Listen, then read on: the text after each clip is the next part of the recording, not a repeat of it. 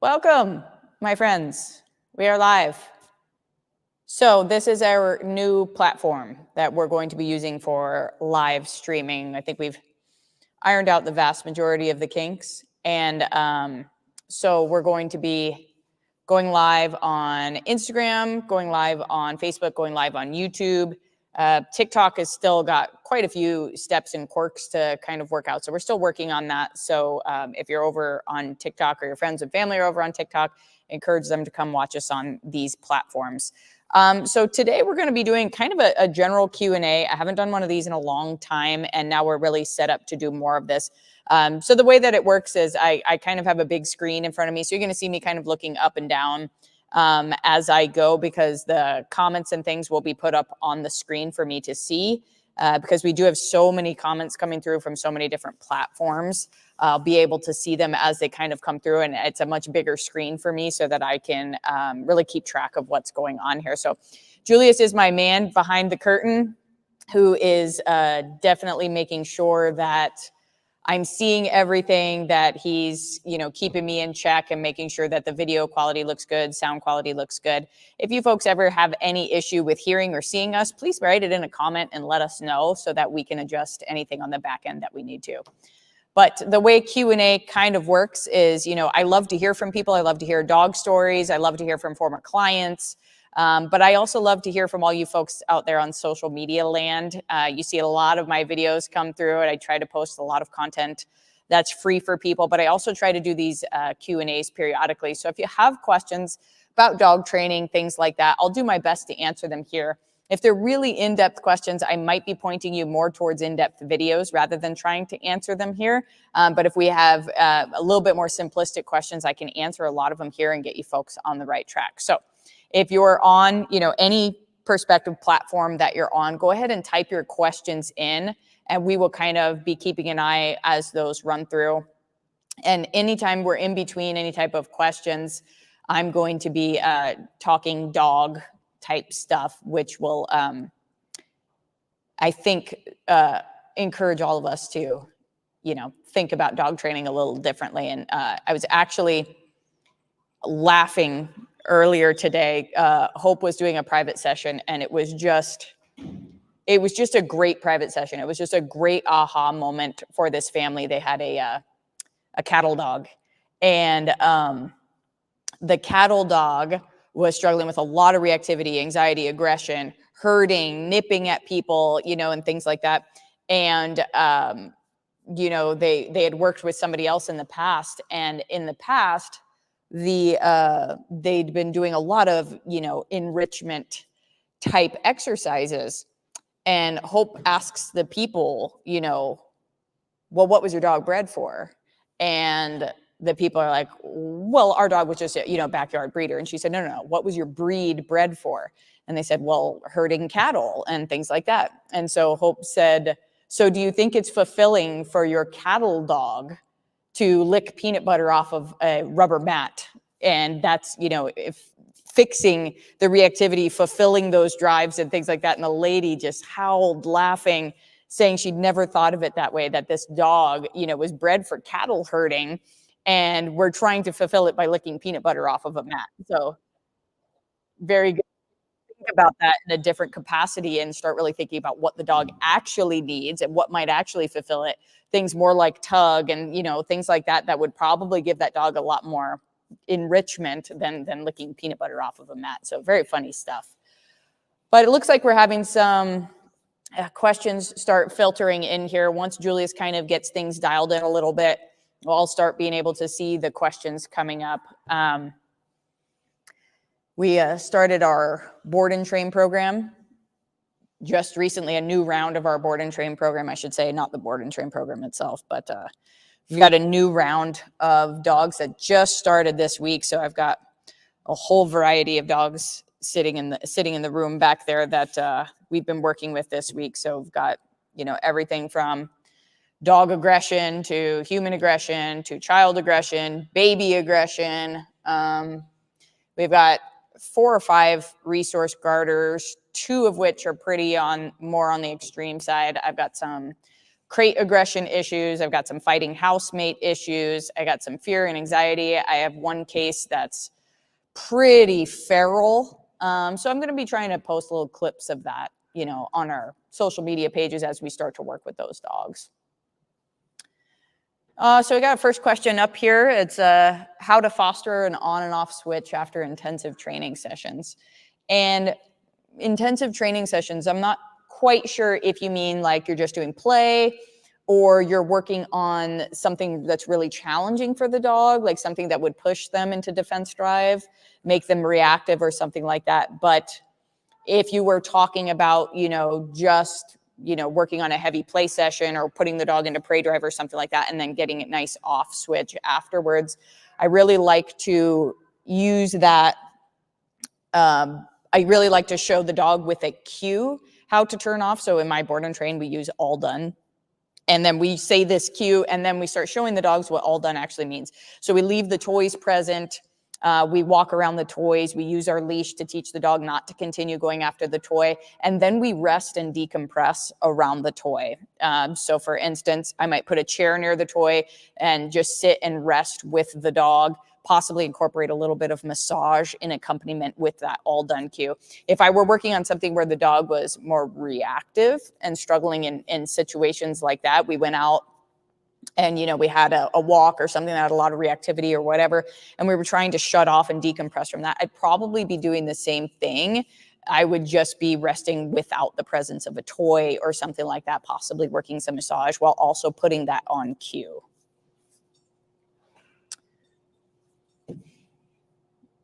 What can I do to help my German Shepherd from being reactive to other dogs while going for walks? So usually reactivity is arising for a handful of reasons, and they might not always be the reasons that we expect. So dogs can become reactive out of fear.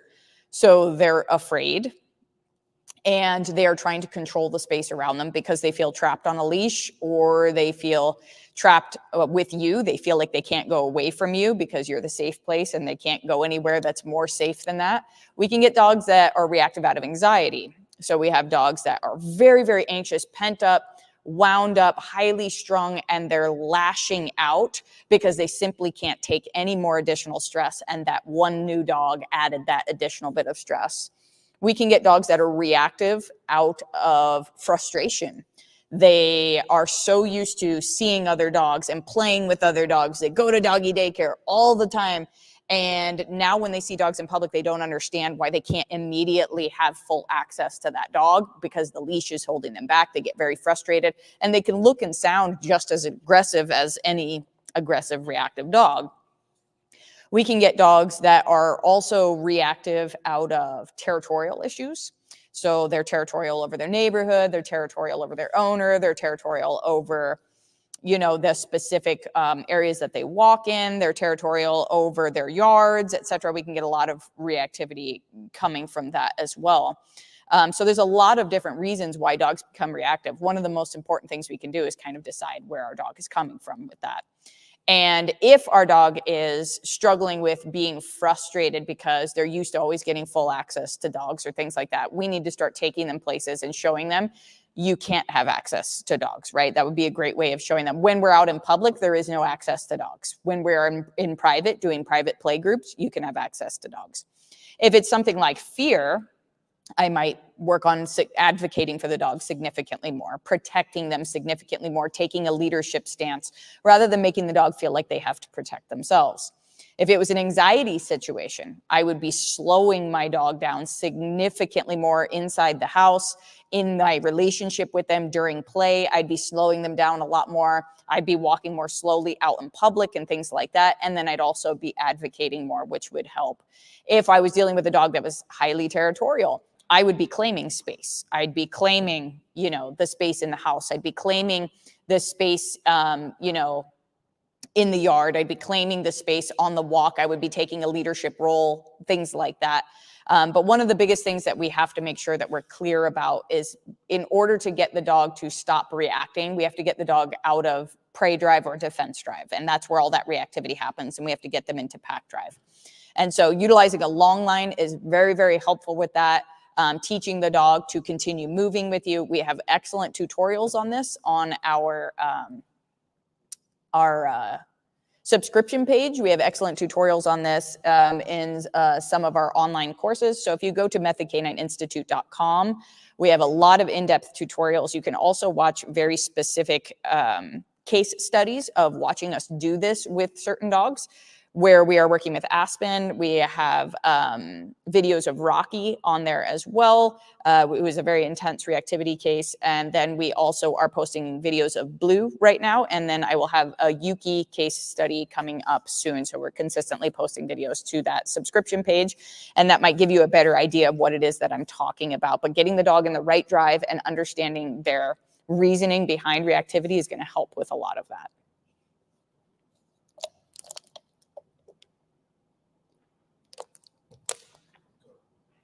Oh yeah, our online courses are on sale right now, and our subscription page is on sale right now until midnight on Sunday. So it's a week-long sale for Mother's Day. But if you're looking at our premium courses, our online premium courses, the coupon code is going to be Mom's Day Premium. And these are like full courses for like how to take your aggressive dog to the vet without having them be aggressive, how to take your dog, you know, to a groomer, or how to groom your aggressive dog, how to do obedience, how to have an off-leash dog, all of those sorts of things. Have puppy crate training. We have all that. So if you're looking into a full course, this coupon code will help you with that. And then if you want to just be part of our subscription page, which is just a huge set of videos on a wide variety of topics, you can use the coupon code Mom's Day Subscription, which is going to get you 50% off of your first month on our subscription page, so you can check it out. But feel free, visit methodcanineinstitute.com to go check all of that out. Again, the sale ends on Sunday night, so you have a couple more days. But that would be a great way to watch some more tutorials.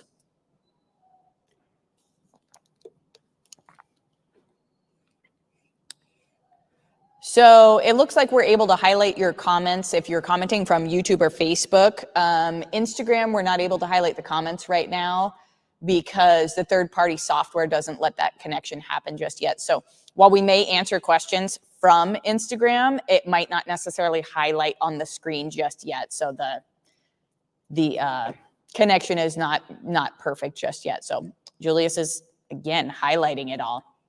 I have 2 standard poodles who are absolutely driven to the cats. I do the nope, let's go. As soon as I walk away, they're back at the door. That's because your nope isn't really creating a boundary enough for them. So we want to make sure that we are creating a clear boundary. So you might need to be following with a little bit more of a leash correction that's a little bit firmer, that lets them know that you definitely don't want to cross this boundary. On top of that, though, if they have a lot of interest in the cats, they have a lot of prey drive, you're going to want to make sure that you are satisfying that prey drive outside of their access to the cats. So we definitely need more flirt pole games. We definitely need more tug games.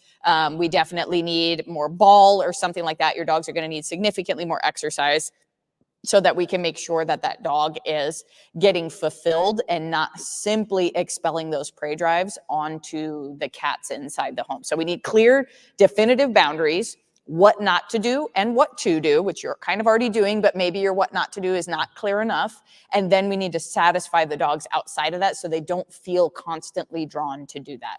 And last thing, just make sure that your cats are not taunting the dogs, not kind of pushing them and things like that. Sometimes cats can be a little bit testy and things like that. If you need to put your cats on some harnesses or some leashes and show them as well to respect the space of the dogs, you might need to do that too.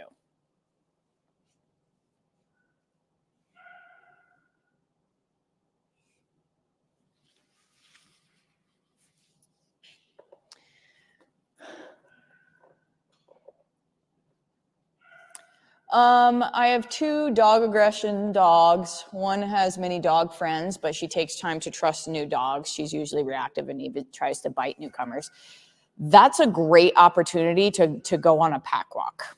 And so I find so many dogs are pushed into biting and reactivity because we introduce in a way that's kind of unnatural. We got really strong face-to-face greetings, small rooms, tight leashes, things like that. And we wind up almost pushing the dogs into a reactive state.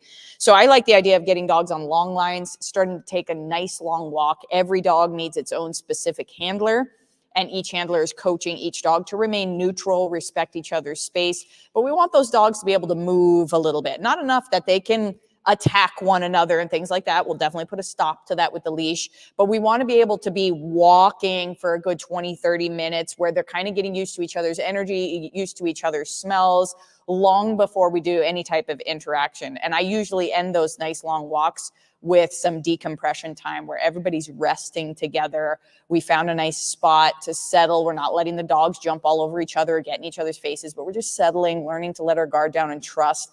Then I might be more apt to allowing one-on-one greetings, and you probably would see significantly less reactivity, aggression from your dog just by doing it that way. And if you're ever worried, of course, put your dog on a muzzle.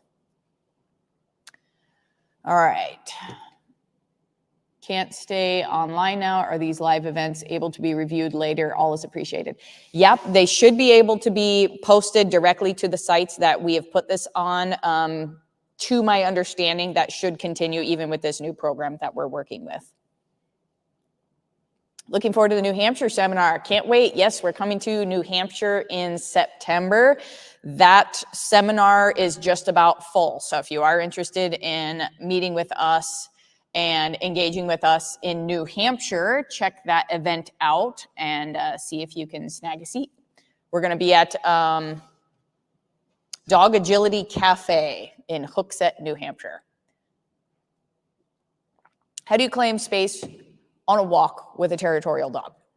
Actually, the claiming of space is probably going to be done a little bit more inside the home, is going to be done a little bit more inside your yard, things like that, because that's where your dog is learning that territorial behaviors are accepted by you, that you're okay with it, you'll tolerate it, you'll allow it, and then it's kind of bleeding over into your walk. So honestly, I would start inside your home to take down territorial behaviors by claiming your windows and your doorways. I would claim your fence lines in your backyard. I would claim, the border areas of your front yard by showing the dog, I don't want you in those spaces, whether there's something there to react to or not. And you should only go into those spaces like the area of the front door or the front windows if given permission, right? If we're claiming that space, then the dogs are not claiming that space. And so more often than not, our dogs are allowed to be in that space all the time. They walk by the door, they sleep by the door, they hang out by the door, and then when the doorbell goes off, boom, they're at the front of the door and we can't get them off. Well, that's because the dog's been claiming space the entire time. They feel like they are in control of the door. And for a fearful or anxious dog, it's probably the last place they want to be. They don't want to be the door controller, but if nobody else is taking that spot, they're going to. And then if you have a truly territorial dog who wants that and is acting aggressively over it, well, they're in the wrong position too, because they're not going to make good choices when it comes to that. So we want to make sure that we're claiming all that space within the home, within the yard, and everything like that. And that's probably going to help quite a bit with being out on the walk, and then making sure that you are helping the dog understand how to stay neutral out in public by not allowing them to constantly sniff everything, constantly mark everything, by keeping them more neutral on the walk and only allowing them to engage with certain things at certain times. And in the beginning, probably less and less of that. I could see it fine back there. It's kind of close now. Julius is moving my big screen even closer to me, and it's like, it's too much at that point. Yeah, it's fine right there.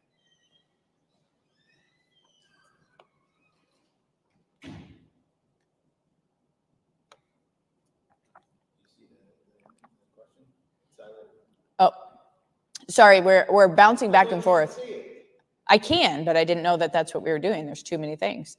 So Julius is putting the questions onto a specific area of the TV that are coming through from Instagram. So I'm catching up on those. How do you socialize a 4-year-old dog? Got him during COVID, and now we struggle with him being social. Nice long pack walks are going to be great. And that pack walk can be with new people, with new dogs. It can be with children, keeping it nice and neutral, relaxed, nice long walk, getting the dog out of defense and prey, moving them into pack drive, giving them an opportunity to get used to these people without feeling too much social pressure, ending that pack drive with some nice rest and decompression, again, without social pressure. Best way to socialize. Julius is amazing. I don't think it's fair that he has full control over everything that comes across this TV screen. I don't know about this.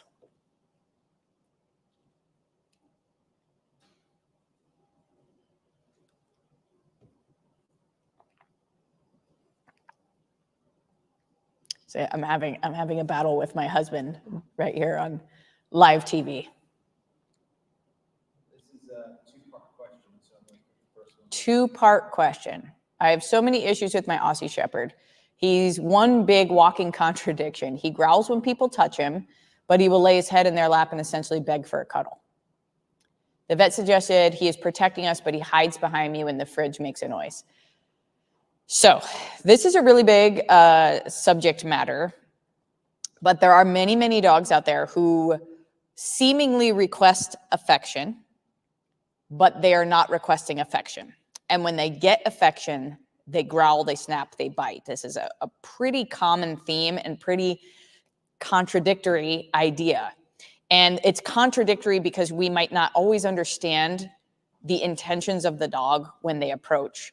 So a couple of different things that a dog might be doing when approaching and seemingly requesting pets. One of the most prominent ones that I see is a very fearful or anxious dog that is usually typically submissive, is going to people to offer appeasement behaviors. And appeasement behaviors are often the behaviors that we think are adorable, that we think are so cute. So a dog kind of puts their ears back and goes like this and curls up next to us. Or dog does the submissive grin and they go like this. Or we get a dog that kind of curls up next to us like that. Or we get a dog that shows its belly to us, right? Or we gets that dog that kind of slowly climbs into our lap. Very often, those are appeasement behaviors. And so that's a dog that's not approaching you saying, I would love to interact with you more. I would love for you to pet me. I would love for you to engage with me. That's a dog that's coming up and saying, I'm a really good dog. Don't hurt me, right? I'm just trying to diffuse all the tension here. I just really want to tell you that I'm a good dog. I want you to see that I'm a good dog. And I don't want you to put any pressure on you. And I don't want you to put any pressure on me. Okay. I just want things to be very neutral and relaxed. Okay. And the dog is coming up and saying that to the guest, to the people. And you can have very insistent, submissive, appeasing dogs that are just in your face trying to appease you because they want to make sure that you see it. And then we bend down and we interact with them. We pet them. We engage with them. And the dog goes, oh, no, I came over here to try to reduce conflict, not to make more of it. And then we have a dog that winds up growling and snapping. Okay, so we can have one of those issues. Sometimes we can have another dog who genuinely likes to engage with people, but gets overwhelmed very easily. So they go and request affection, and then they get into it and they go, okay, yeah, this is too much. This is more than I can handle. And then we get a snap or a growl. And then there's another type of dog that is a little bit more calculating. And this is oftentimes our resource guarders. And our resource guarders can often kind of creep into this space just to see, can I push this person? How much will this person tolerate from me? How much can I control the space around this person? How much can I use this space to control this person or control this guest? Dogs are phenomenal at using space, and we are not. We are not as intuitive with that. They're very good at kind of manipulating space to get the things that they need or want out of life. So sometimes we can get this more territorial dog, more resource guarding dog that is kind of testing the waters on what they can do and what they can't do with you. So your dog being highly fearful, but also being kind of in everybody's face with the affection thing might be pointing me more towards the appeasement thing. So what I would do with that particular dog, I would tell people, hey, I know she's offering these cute behaviors. Can you please ignore her when she does that? And when she does, try to offer those behaviors, I would simply leave a leash on her, grab her, tell her nope, move her away, and help her settle and say, you don't need to do that with the guests. None of the guests are upset with you. None of the guests are trying to threaten you or create conflict with you. You don't need to do that. It's excessive. So we can kind of move her away, help the dog settle a little bit, and let her partake in the social interaction in a calmer way that doesn't feel as conflicting for her. So that would be my guess. But again, I don't know your dog, know your household. I've never seen the behavior, but just judging by what you're saying, that's kind of where my brain would go. Is there any way to get a dog interested in tug or fetch? My dogs don't care for it. Part of it is that sometimes we need to develop drive. Now, not every single dog is going to develop a really strong play drive.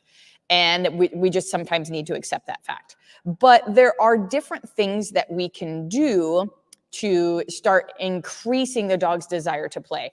And one thing that we do to tend to take that drive down is we're constantly buying new toys. We're constantly pushing the toys in the dog's face. We're trying to constantly push this dog into engagement. And it often backfires because we're almost just begging them for attention. And they're like, this is too much. This is too much pressure. I don't like this. So we have that low play drive dog that's already getting shut off by how much pressure is associated with the game.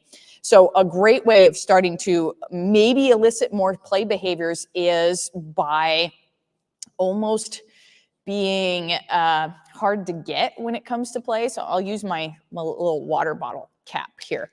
So let's pretend like this is a new toy that you got, right? And you have it. I want you to kind of pick it up, and I want you to bring it over here like it's amazing, like you're looking at it. And if you see the dogs looking at you, pretend like you don't want them to have it and bring it over here. And they look at you again. You're like, no, I want to see this, right? So there's tons and tons of videos on the internet. You watch like puppies playing, and a puppy picks up a leaf and it's trotting around with the leaf, and the puppy near it goes, well, where did you get that? What is that, right? And the puppy says, no, this is my leaf, right? And the other puppy says, well, wait, where'd you get that leaf? I want that leaf now. And then before you know it, you've got a third puppy that's like, wait a minute, I want the leaf too. And before you know it, you've got one little puppy running and 10 little puppies following it because it has a leaf, right? Because it was kind of playing keep away with that. So if you get that new toy, rather than just throwing it at them and begging them to engage with you, play a little hard to get, squeak it a little bit and say, no, this is mine, right? They try to go sniff it. No, you can't have this, right? And you're dragging it away, and maybe they try to get it a little bit, and you let them have it for a little bit. And then you say, oh, well, now it's my turn to try to get it from you, right? And they play a little keep away from you, and then you have it, right? So it's going back to that idea of, almost a tag you're it kind of game. That can really help develop a little bit of play from maybe a dog that doesn't necessarily understand the play game too well. So if it were my dog, or if it were a dog in training, that's exactly what I would be doing. I'd be playing a lot harder to get, rather than just constantly trying to push that game onto the dog.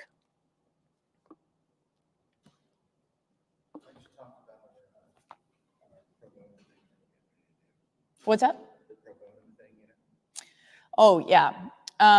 So we're starting something new. So I originally talked about this, and we were able to do it with a couple of dogs this last year, and it was just really, really rewarding and enjoyable for us. But when I talked about us making our subscription page and making all of these online courses and things like that, when we originally were working on that, the goal was to be able to have some of the business funnel through more of that passive area to open us up to do some more pro bono work for the rescues and shelters.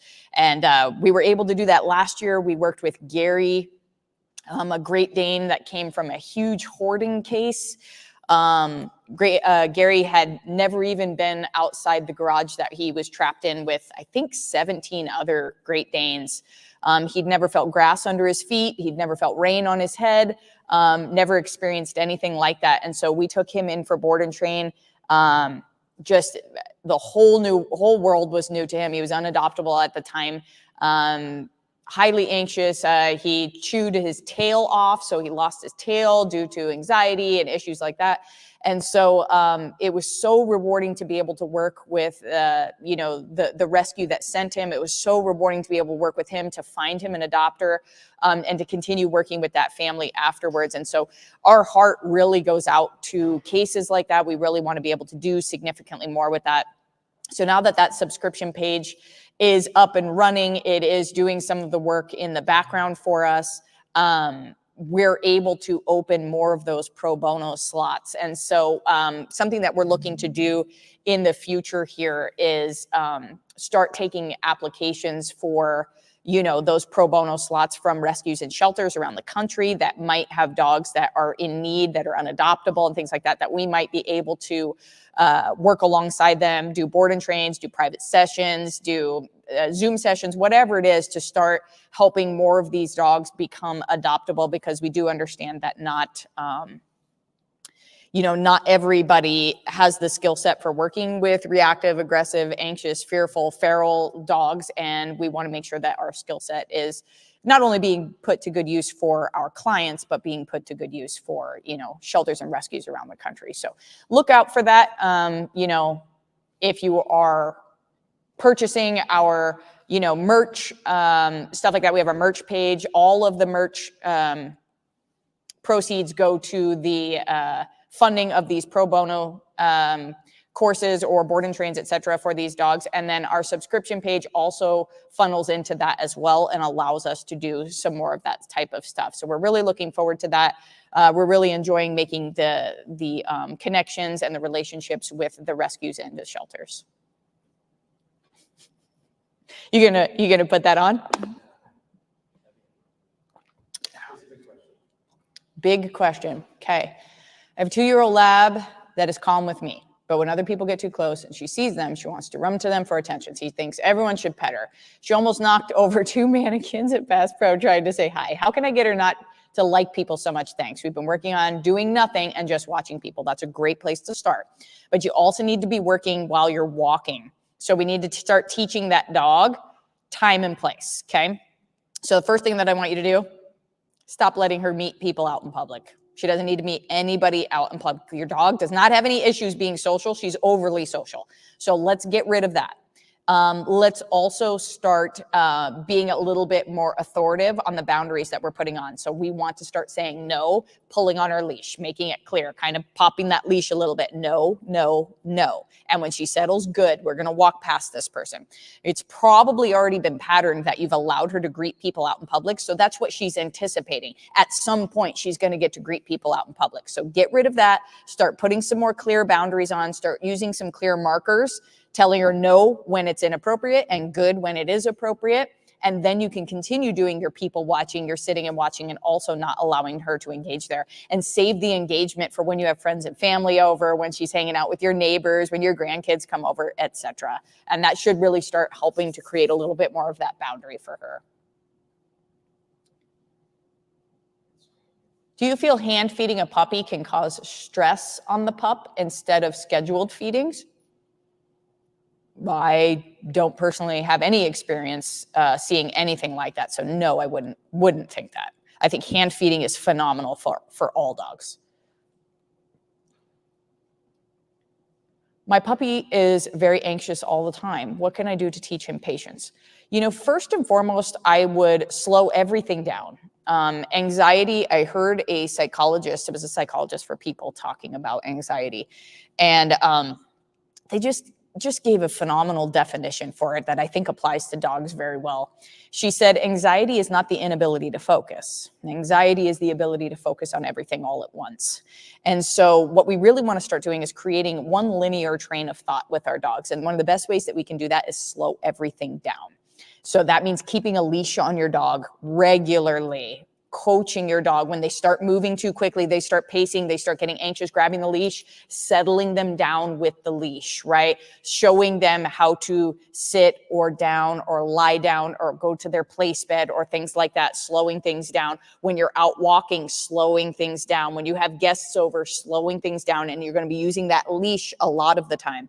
The second thing that I would do is I would make sure that your dog is getting very healthy, productive outlets like ball, like tug, like flirt pull a few times per day. Anxiety really skyrockets when it comes to not having enough exercise. Exercise really helps us balance out our hormones. If the hormones are all out of whack, we can wind up getting tons and tons of anxiety. The third thing that I would suggest is possibly improving your dog's diet. Vast majority of serotonin is made in the gut. Serotonin is one of the things that helps regulate mood. It can also help regulate our anxiety and things like that. So possibly improving diet in some way can really help take down anxiety as well. So those would be my suggestions for right now, in addition to maybe learning a little bit more concrete steps, concrete tutorials, possibly through our subscription page, or maybe doing a Zoom session with us or something like that. I'm wondering what to do with a dog that constantly whines. I'm a groomer and a trainer. I do a lot of drills with the dog like this, example, leash work, eye contact, play, etc.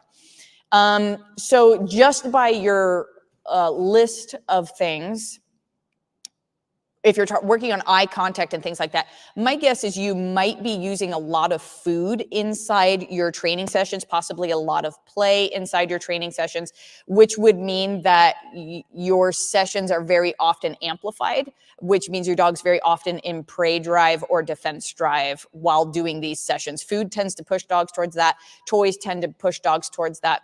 So I might just have a couple of times per day where we play like a tug session, and the rest of the day I would go no food, no toys, working very strictly with leash, not on specific predictive drills, not where we are going from point A to point B, where we're healing, where we're doing all that sort of stuff, but we're focusing on the mindset, using our leash to focus on the mindset, practicing calmness, maybe working on some massage and things like that. Your dog is whining because it's trapped either in prey or defense, and we need to make sure that we're getting that dog out and getting it into pack drive. So that would be my suggestion for that dog. Again, lots of details go into that. If you're really looking for a heavy hitting course, check out those online courses, check out that online subscription page.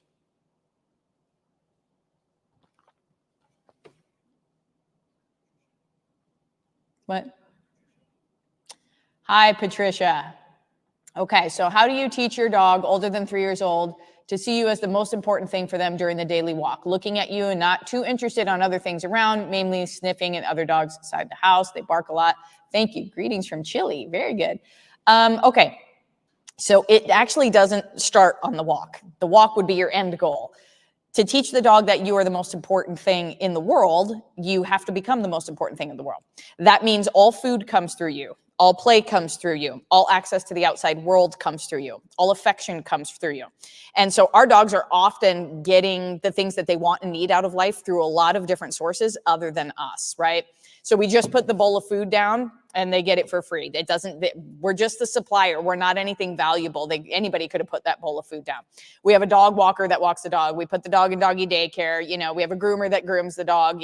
All of these things are just done by other people, and the value is not going back to us. So one thing that I want you to do is I want you to start making the dog earn every single meal, right? Even if it's just something simple, like you give me eye contact, I give you a handful of food. You give me eye contact, I give you a handful of food. You give me eye contact, I give you a handful of food. I want that dog to understand that the food comes through me, right? That's one step on showing the dog that I control a very valuable resource and I am valuable myself. Second thing, I want all play to come from you. Not from other dogs, not from other people inside the household, not from neighbors, not from friends, not from grandkids, from you. You only play with me, and we play at these specific times, okay?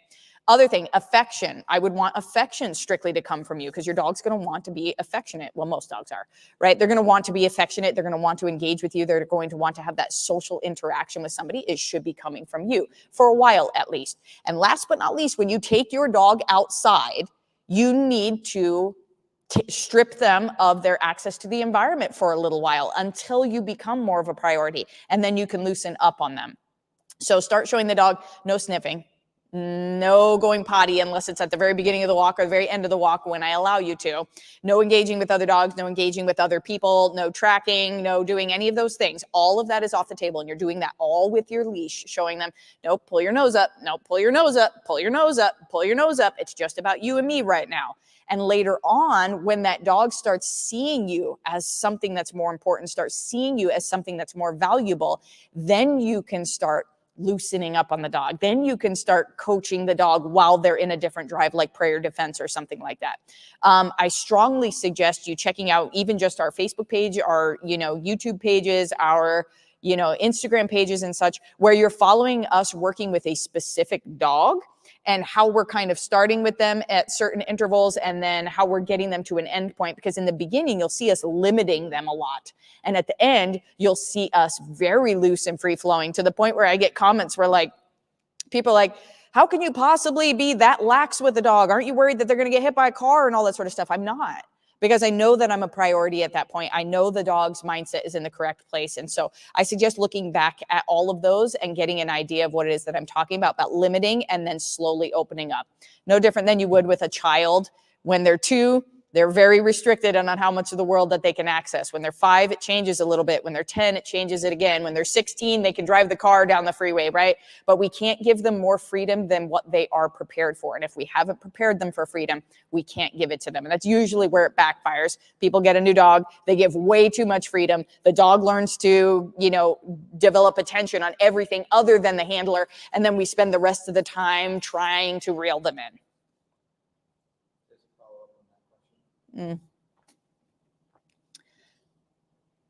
Would being the most valuable thing in your dog's life create separation anxiety? No.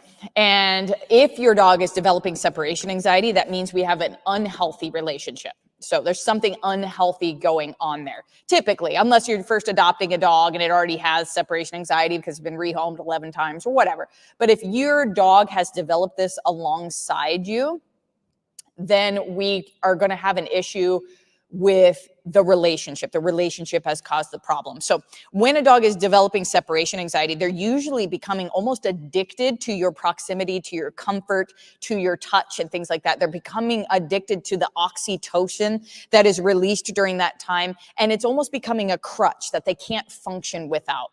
What we want to do is we want to build a very healthy, holistic relationship with the dog, where we're saying affection and spending time with me in that capacity is 15-20% of our relationship. Play is 15-20% of relationship. Spending time apart is 20% of our relationship. Working for food or working through challenging things is part of our relationship. Going into challenging areas and me showing that I can protect you and I can lead you and things like that is part of our relationship. Me disciplining you and saying, hey, don't bark at the window. Hey, don't chase the kids. Hey, don't do that. Hey, don't be all over me when you're super anxious. Relax a little bit. I want you to sit there. I want you to work through it. Having that holistic relationship.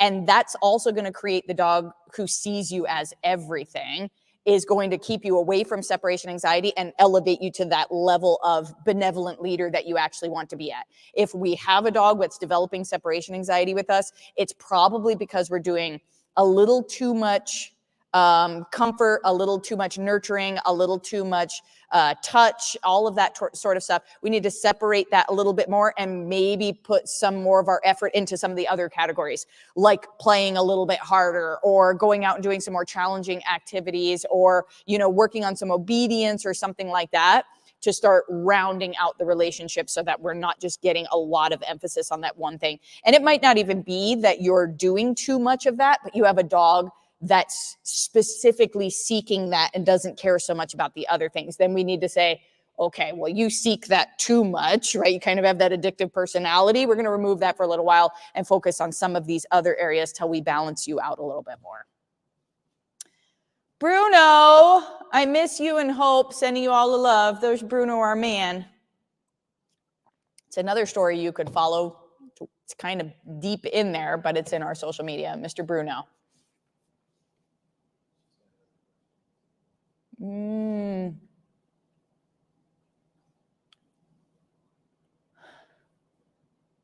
Okay. Question from Bruno's mom. Is there going to be on the website any suggestions for trainers who have been through your program anytime soon? We are having to move across country and would love to use someone who shadowed you.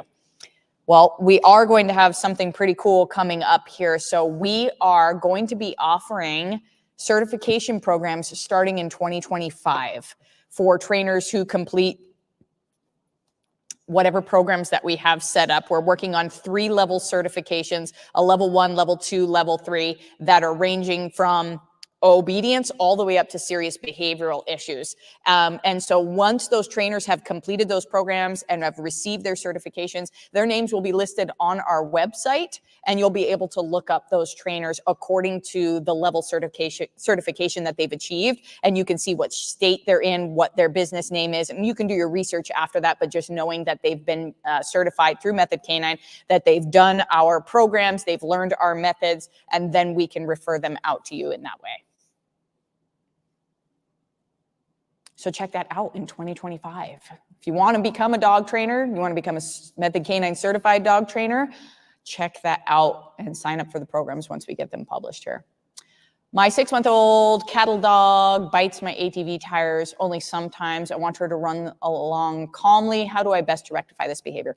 Leash is going to be your best friend. And honestly, I would recommend teaching your dog to do this on a bicycle before going to an ATV, because that's just a little bit wider and a little bit harder to control. A bike, you can keep that dog a little bit closer.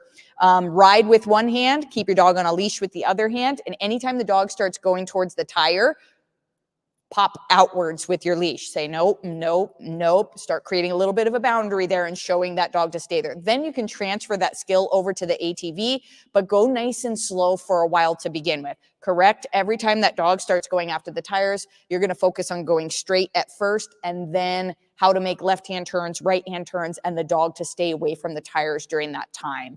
That would be my suggestion. A leash is just the most amazing tool ever. It's going to be your best friend in a lot of circumstances, but all you're trying to do is create a boundary there for the dog to understand, and then trying to also show them how to respect that boundary, whether going straight, left, or right. Dog does well in daycare, but has major leash aggression. We're working on it. Any tips? Yeah, that's a tough one. The reason that could be a couple of different things. Reason number one might be, we talked about it in just in a previous question here, but if the dog is getting constant free access to other dogs, and then when you walk on the walk and they're tethered to a leash where they cannot have constant free access, you could be getting intense frustration from this dog. A dog who is not able to understand time and place, who is not told no often enough when it comes to engaging with other dogs, that he doesn't understand how to associate the difference, right? That might be one thing. We might also have an issue with the dog getting so overstimulated in daycare and so overwhelmed in daycare because there's constant dogs, constant noise, constant playing, etc. Again, I don't know how your daycare runs. I'm not trying to besmirch them, but sometimes daycare can be a lot on dogs, and it can wind up creating a dog who does okay when there's 30 other dogs around them, but when they get by themselves and they see another dog, it instantly triggers anxiety, it instantly pushes the nervous system overboard, because that's what they're used to feeling inside daycare. So my suggestion would honestly be is to cut back on daycare. And my suggestion would be to, if you need to kind of do some crate and rotate at home, that's going to help give the nervous system time to relax. We're going to need that. And then when you go out in public, start teaching the dog that when we're out in public, we're not going to engage with other dogs, right? We're going to save that only for when we have controlled socialization groups where I can protect you, I can advocate for you, I can coach you, I can discipline you so that you can have the best possible experience. No different than we would want to do with children. But start doing that, and then using your leash to really work on coaching the dog when you're out in public. And then on top of that, working on your drives. We really want to be in pack drive, not in prey or defense. That's where we're getting a lot of that reactivity from. So again, check out the subscription page, check out our online videos. You can even see us talk a lot about it in our social media videos, where we're discussing those drives and how to get the dogs in and out of them, okay? Start with giving your dog a solid exercise outlet before your walk, and then try to start working on getting the dog following you and focused on you on the walk. And that's not a hyper focus where, look at me, I've got a cookie in my hand, all that sort of stuff, but just limiting the environment a little bit by not letting them sniff everywhere, pee everywhere, doing all that sort of stuff. A little bit more in tune with you, less daycare, a little bit more direction and correction on the walk, and then studying those drives with some more in-depth tutorials should really, really help take that reactivity down a little bit.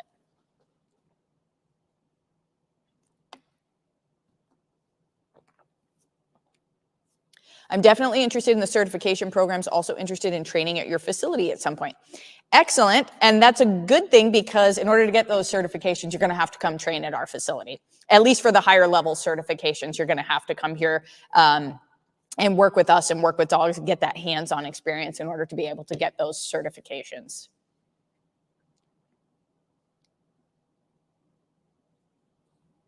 I'd love to see a video from you about the brain chemistry and the effects it has on behavior, adrenaline, cortisol, serotonin, oxytocin. Yes, I actually have a video already made on that. I will be posting it to the subscription page. And I will be posting very in-depth videos on that in our trainer certification programs. Just know that exercise is a huge component when it comes to balancing out hormones. Gut health is a huge component when balancing out hormones. Relaxation, good social standing with people, touch, massage, also very valuable for balancing out hormones. So make sure you're incorporating a lot of that into your training so that our dogs are not getting to the point where cortisol and adrenaline are just overthrowing them and it's tanking all of our happy hormones like serotonin, oxytocin, dopamine, and all of those other things. So we want to have that healthy balance. But yes, I have a great video of that coming out, and I will have very in-depth stuff in our certification programs. My 3-year-old dog is very well adjusted, but goes mad at the sound and sight of skateboarding. What to do? Okay, what might be a great place to start is working on calmness, working on your drives within the home, and possibly playing skateboards on the television, right? So that's not so in-depth when working on a lot of things. So working on a let's go cue, a cue that signals for pack drive, showing the dog to follow you and move with you, putting a boundary with your leash up every time the dog doesn't follow and move with you, and working on some of that when it comes to the TV playing that skateboard sound. If your dog lunges over there, I would give a leash correction, a little bit more of a boundary. Hey, no, we're going over here and we're working on this. Then maybe get out on your front street and things like that, really working on this just in a more natural atmosphere long before you introduce any type of skateboard. And then when you get to the point when you're going to work on skateboards, I would go to an area where there's a lot of skateboards rather than just one isolated one. We want to flood a little bit. So maybe picking a skate park and just working on getting the dog following you for 20, 30, 40, 50 minutes, an hour, getting that dog finally to a calm place and then resting and decompressing while watching the skate park. Too often, dog owners, they get one skateboard that flies by, the dog completely flips out. They either go home or the skateboard passes by and that's all that they see. And that was the end of the exercise there. Or you see 1 or 2 on your walk. Get out there where there's a lot of them passing by, a lot of commotion. You don't have to be in the middle of it. You can be on the outskirts of it, but you just want to get that dog following you. It follows the skateboard? Nope, follow me. Follows the skateboard? Nope, follow me. Eventually your dog is going to get softer. It's going to get tired. It's going to get relaxed. And once you finally have that dog soft, rest. Find a bench somewhere, rest. Watch the skate park. Maybe work on some massage or something like that and nurture it. You finally made it there. Nurture it. Spend time there. Bond there. And then go home. And you'll probably start seeing a significant difference with that. Wow, thank you for that explanation on appeasement. Helps me understand my pup so much better. I'm glad. Yes, appeasement can be very, very confusing because it's so similar to requests for typical social interaction that we see from our dogs. And social media doesn't help. It has normalized those behaviors and made them cute and adorable and things like that. And very often I see very stressed, nervous dogs doing the belly and doing, all of these other behaviors. And I just cringe because that dog is saying, please don't put pressure on me. And that's exactly what's happening into the video. And everybody's commenting that it's so cute. I want to pet that dog. I want to do all these other things. But the dog is just begging for some more space and advocacy.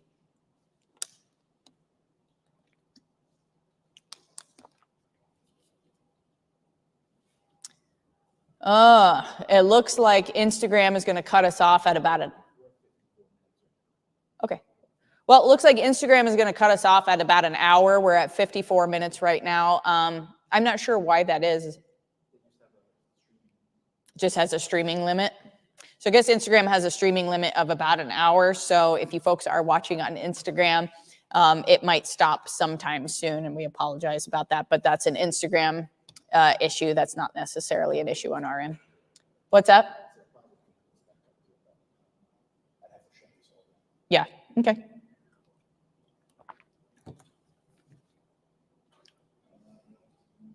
We are still going live on Facebook and YouTube.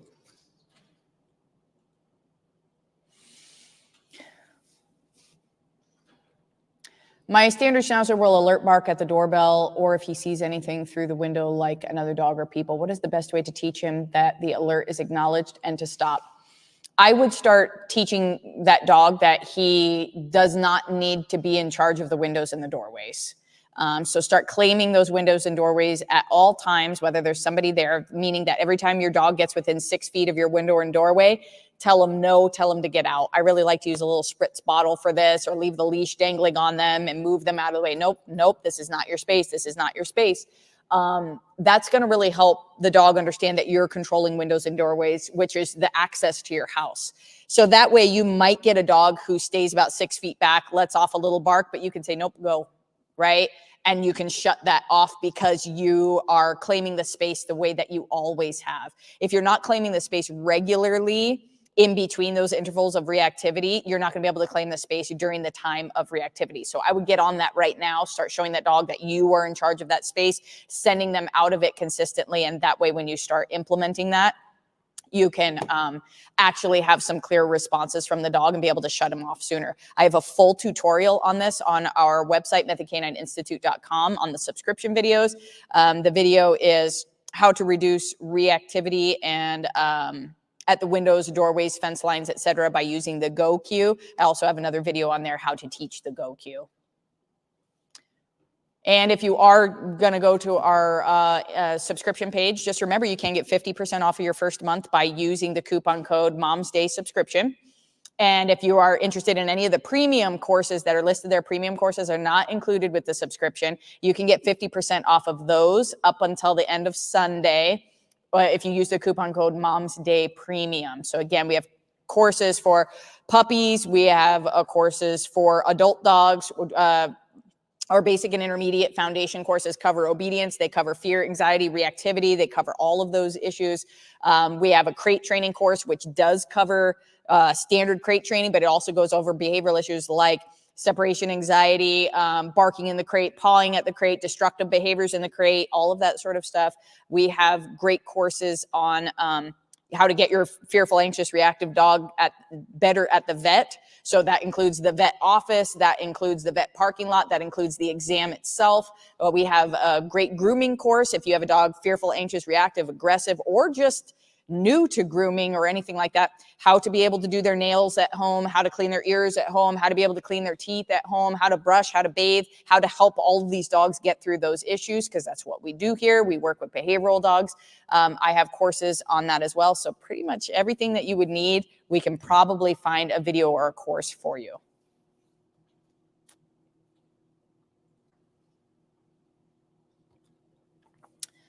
Hi, Bev. What do I do when on our daily walk? A neighbor dog runs out to its fence, barking, growling, biting the fence. My dog goes berserk. I cross the street before we get to it, but my dog anticipates it.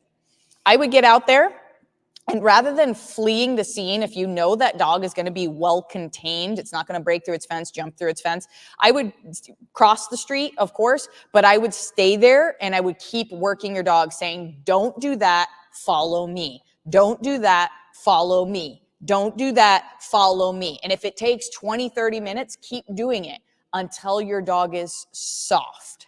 Then continue on your walk. But what we're teaching the dog is we flip out and we have all of this conflict and then we just walk away. So the dog says that's the resolution every single time. Stay there, work your dog all the way through it. And then my next recommendation is something that can really help change the mindset there is maybe going there, working your dog through it, and it should take less and less time each time that you do. But when you start getting your dog fluent at following you and doing better there, maybe that's a great time to break out the tug toy and yeah, let's do all of this. Let's work through some of that frustration and things like that together. Let's bond together. Let's have a good moment here where we've had all of these past, bad experiences, and then we can continue on our walk as well. So if I had a board and trained dog, that's probably how I'd be handling it.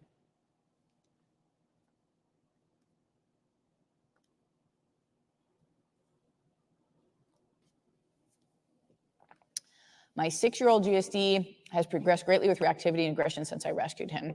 Is there a component of fear reaction that cannot be overcome due to genetics? I would say that sometimes it maybe cannot be overcome, but I would say if we have really strong leadership, it shouldn't flare up too much. Every once in a while, I do see a dog where the genetics are just really, really, really, really bad. And whoever's handling that dog is they're going to have to be on guard. But I wouldn't say it happens as often as we think. I would say even the dogs with poor genetics, as long as they have a really strong, skilled, knowledgeable leader, can look like they're doing phenomenally well. I'll give you an example. My middle German Shepherd, my black one, adopted her at about a year old. Very intense reactivity. She had human aggression, dog aggression, resource guarding issues. And it was a lot of work. It was probably 3 solid years of work with her. But when you see her now, I have not met anybody in the last, 4 or 5 years that doesn't think that she's just the most phenomenally trained dog, well-trained dog. I mean, she's great with kids, great with people, no resource guarding, loves everybody, does everything great, does well with the dogs and things like that. She's my number 1 helper dog. I can see still the little cracks in her. I can see where, man, I've been slacking on that, and I can see her resource guarding that a little bit, or I can see her body language change there a little bit. If I wasn't skilled and I wasn't staying on top of it and I wasn't, really continuing to work with her and pay attention to those behaviors and things like that, she could slip back into that, and that's the genetic component. So I would say that it's not necessarily something that has to be forever, and it's not necessarily an absolute. There are some dogs where it can be that way, but they're few and far between. I would say continue to grow within your skill as a handler. Continue working on everything that you've been working on, because sometimes the light at the end of the tunnel is closer than you think it is. And then really trying to maintain once you reached a nice plateau spot and not getting complacent with it, because I can see myself with my own dog periodically getting complacent. She's been training for years. I mean, she's 9 now. And I know if I just completely let up on her, she'd probably wind up drifting back into that same old Jen personality. Oh, speaking of personality, that's the next question. One thing that would be helpful is sometimes I lose my train of thought and I forget what the original question was, and you've already got it covered with a new question. If you could just keep it up just until I'm done answering it and then switch to the new one, just in case I need to refer back to it. But I am done with that question and ready for the new one, but just in case. Because I lose my train of thought all the time. It's just me. Do dogs' personalities change with age? I would say their core personality, probably not too much, but I would say maybe how they express their core personality will change. So for instance, I get a lot of people that say, my dog loved other dogs and people until it hit 9 months old, 10 months old, 11 months old, 12 months old. And then it started growling, and then it started lunging, and then it started fighting with the other dogs in the house or something. That's Julius letting you know that his birthday is coming up. He's been telling us since one day after his birthday last year that his birthday is coming up. So on June 12th, make sure everybody wishes Julius a happy birthday. So the way that dogs express their personalities, I do think changes. So again, for instance, around that time, I get all of the calls where all of these dogs who were once, doing well with dogs and people and such are all of a sudden reactive, aggressive, etc. But what's usually the case is that you have a young puppy who doesn't have any hormones, who isn't very strong, who isn't very developed, whether it's physically or mentally. is tolerating people and other dogs. And they don't really know how to express it very clearly that they don't love people and other dogs as much as we think they do. And so they might show us in young puppy behaviors, which might be whining a little bit or trying to move away or going into a freeze state or something like that. And they've been trying to tell us along the way, I'm not as comfortable with people and dogs as you think I am. Well, when they become a teenager or an adolescent, those hormones shift, they get stronger, faster, smarter, bigger, and they start expressing it in a different way. So we get our first signs of growling, we get our first signs of lunging because they feel confident enough to finally start expressing themselves in a more adamant way. And then we say, oh no, my dog switched all of a sudden. Well, they didn't really switch. It's just the way that they expressed it switched, right? And then we get dogs that go into social maturity between 2 and 3 years of age.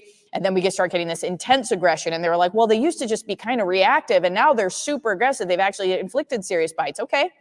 Well, they were reactive before. And before that, they were just kind of uncomfortable. And they were probably the same all along the way. Weren't a real big fan of dogs, weren't a real big fan of people, etc.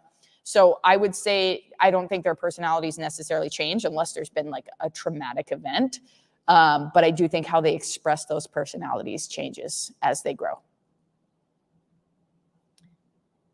Thank you. Love your attitude towards our canine companions. Thank you very much. I appreciate that.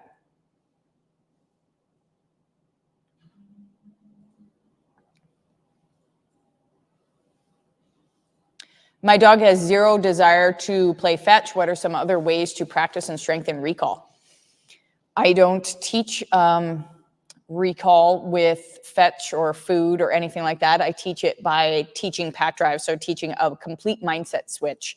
So when I say let's go, that means there's no sniffing, there's no pottying, there's no reacting, there's no playing, there's no nothing. And when I say YES, which is my release cue, you can go do all of those things. So I highly suggest checking out our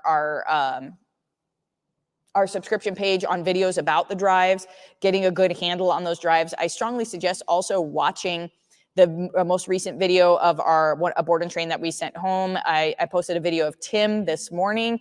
He's at the end of his board and train. It's on all of our social media pages where I'm showing a dog switch drives, go from pack drive and then back into prey drive while he's off leash. This was a dog with reactivity, aggression, anxiety, fear, and starting to understand that recall can fail quite often. We really want that full mindset change. So I don't teach traditional recall to dogs. I don't use food. I don't use toys. I don't do anything like that. I'm going to be using a lot more things like my leash quite a bit in the beginning, massage, decompression in the beginning, pack walks in the beginning to teach a lot of that neutrality, and then also teaching, play or release cues and things like that, allowing the dog to go explore, teaching time and place. That's how I would go about recall, significantly more than just teaching a dog to come to a toy or food or something like that. I'm not a fan of teaching recall in prey.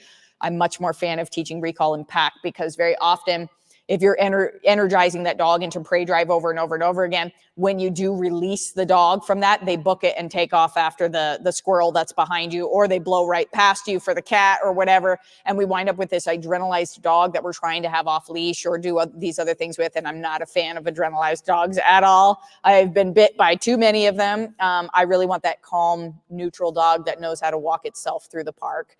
So I teach most of my cues in pack and not in prey.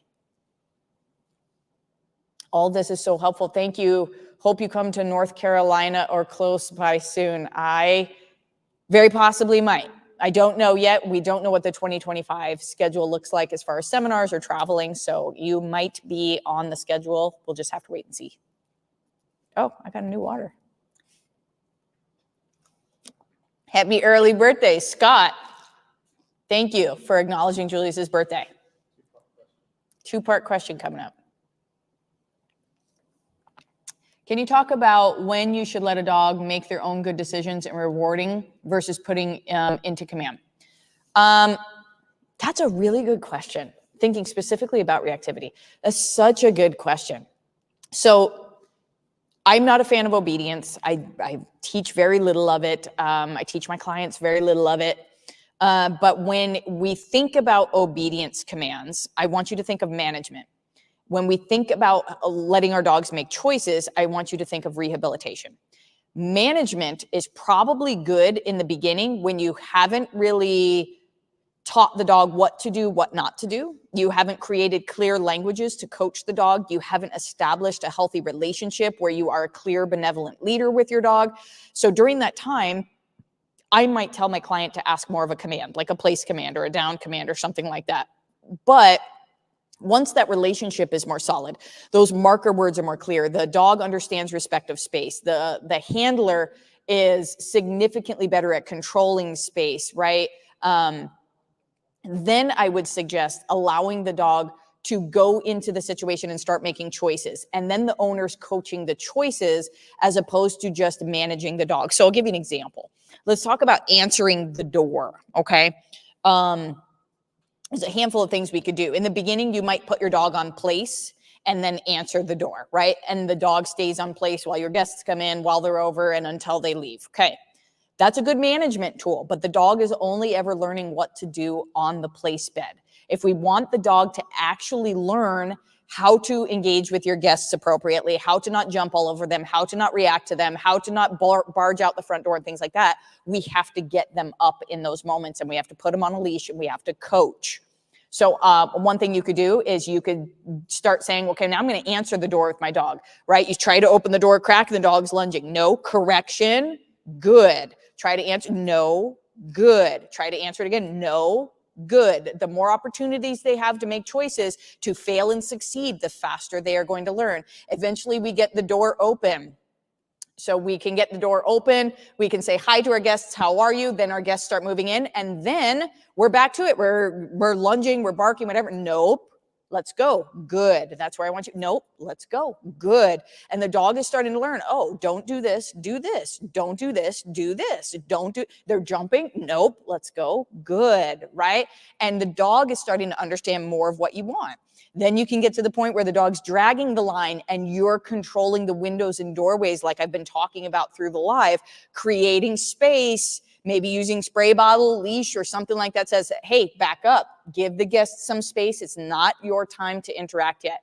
Take your guests' coats, right? Show the dog, nope, keep your space right now. Now is not the time to interact. And when the dog settles, starting to let them interact. If they're aggressive, reactive, anxious, just go ahead and use the line to coach them, put them on a muzzle if necessary, and just continually showing them, do this, don't do this, until it starts becoming a pattern. If you always rely on an obedience command, the moment that you have the dog out of that obedience command, you're still going to have all of the same behaviors. So while it might be good for management in the short term, it's not good for rehabilitation in the long term. Shout out to Aligned Canine. Thank you for the kind words.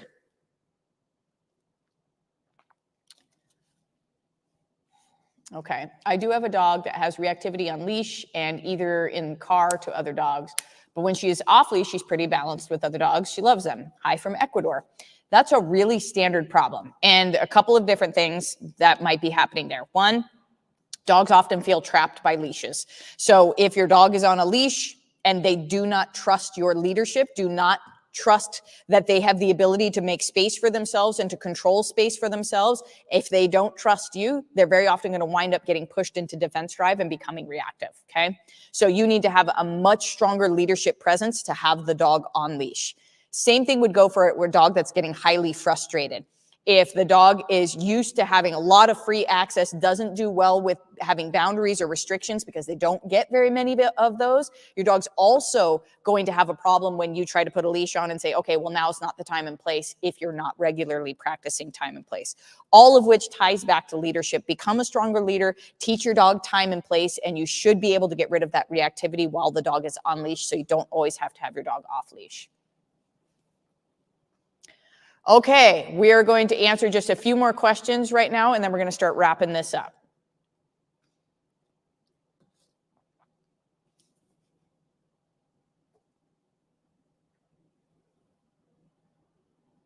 We already did that question. That was the last one I answered.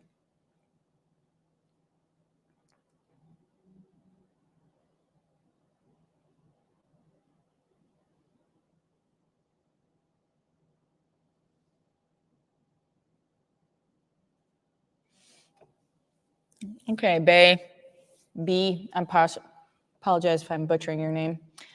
Is social maturity different than a fear period, or is that the same thing? No, it would be different.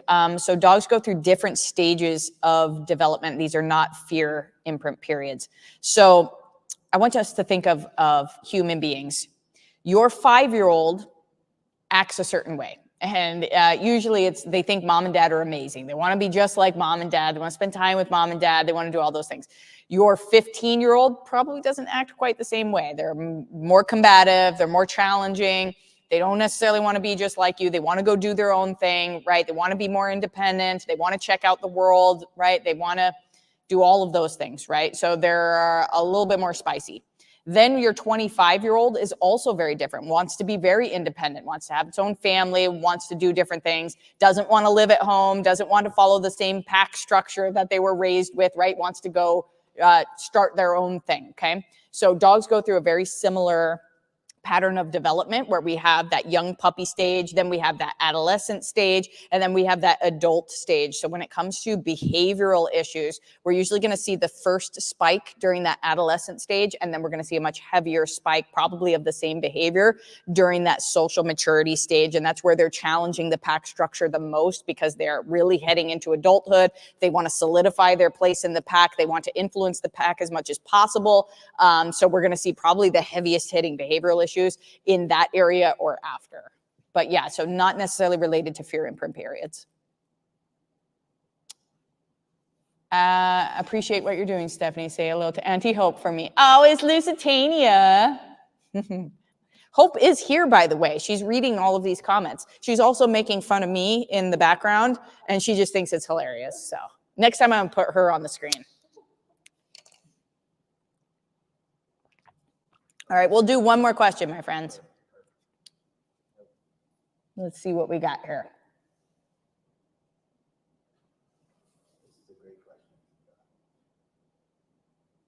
Excited for 2025. Will you open up to people outside of the States?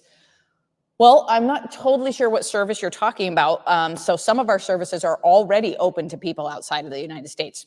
Subscription page, all of those premium online videos, they're available everywhere. Anybody in the United States can purchase those, and they're on sale right now for 50% off.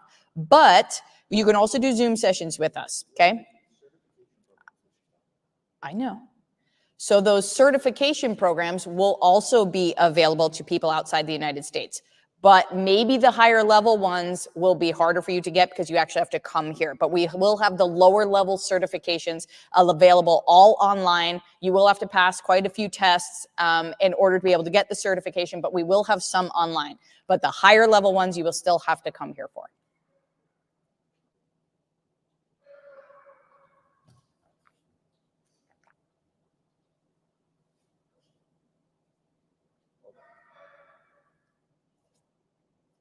Okay, is that all the questions? Okay, my friends, we're going to wrap this up.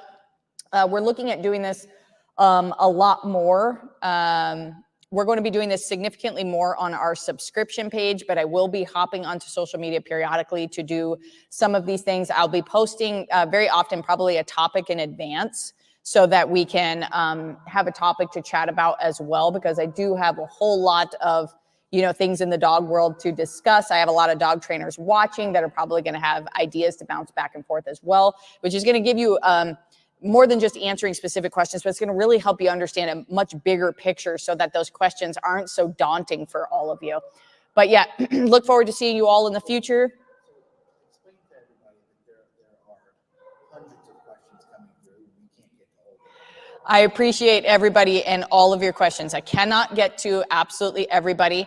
Hopefully a lot of the questions that I answered will answer a lot of the questions that are in there. Every time I do these, I get lots and lots of questions that are very, very similar. So hopefully you folks can get some information out of those. If you are looking for more information, you're looking for more intensive answers, schedule a Zoom call with us, schedule a private session with us, book a board and train with us, sign up for our Train the Owner programs, Train the Trainer programs, check out our subscription page, our video subscription page. I think I have, at this point in time, like 200 videos on there. I have studies of board and trains that I have done. I have videos on almost every subject. I have full courses. Everything is 50% off right now. We are able to help you no matter what part of the world that you are in, no matter what your problem is, we can help you. It just might not always be able to be answered on a single live video. I wish you all the best. God bless to all of you, and we'll see you next time we go live.